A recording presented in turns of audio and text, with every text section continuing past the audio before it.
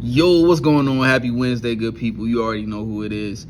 As you can see, I just passed a Bible course called Biblical Doctrine, and it was very insightful. It really helped me understand and get a basis of not only who God is, but what he is like in his descriptions, his attributes.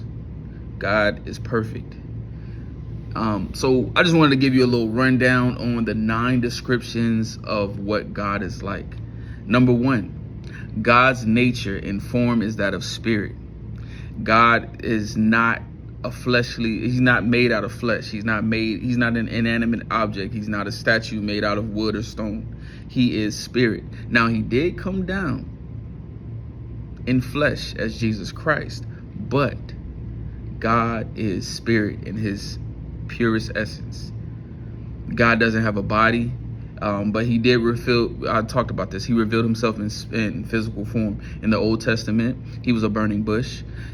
He was also the 4th man in the fiery furnace. And in the New Testament, he revealed himself once and for all as Jesus Christ. Number 2, he is eternal. There is none before him and there will be none after him. He is the Alpha and the Omega, the beginning and the end. Number 3, God, Yahweh, the God of the Bible, is the only God that exists. There is not enough room for another God. And if there was, then that would limit the power of the God of the Bible. Number 4, he is perfect. Why is he perfect? Because he's God. He's God. He's perfect. Number 5, he is personal.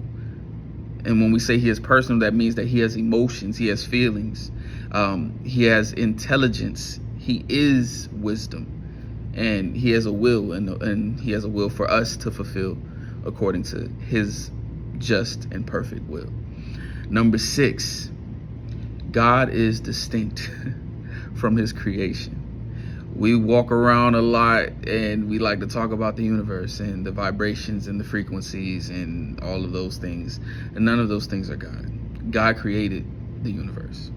God created the animals. God created you. So you are not a God because you are a created being. The universe is not a God because the universe is created and is created by the one true God, Yahweh.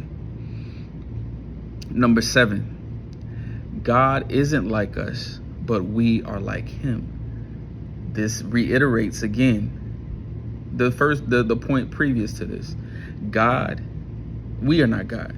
We are created beings. Now, we're made in his image. We're made in his likeness, meaning that there are some things that God does that we can do. Those are called communicable attributes. But there are things that we can't do that God can do. We can't create things out of nothing. We can't speak anything into existence. And you guys know that it's always something that I like talking about.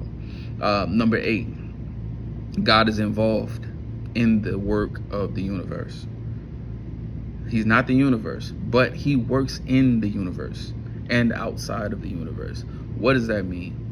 That means that God did not create the world and just leave it up for chance or leave it up for us to just do what it is that we will. No, God is intricately working and intentionally working in the earth and in the world. And then lastly, number 9, God wants us to know him. And this is probably one of the most important. God is personal, which we talked about earlier, and therefore he wants us to know him. When he created Adam and Eve, they knew him, but because of their fall, they separated their relationship. They severed the relationship in a sense. So those are the 9 descriptions of what God is like, and I hope you guys glean something from this. I hope that you guys learn something from this, because it's one thing to know of God, but it's another thing to know God. Peace.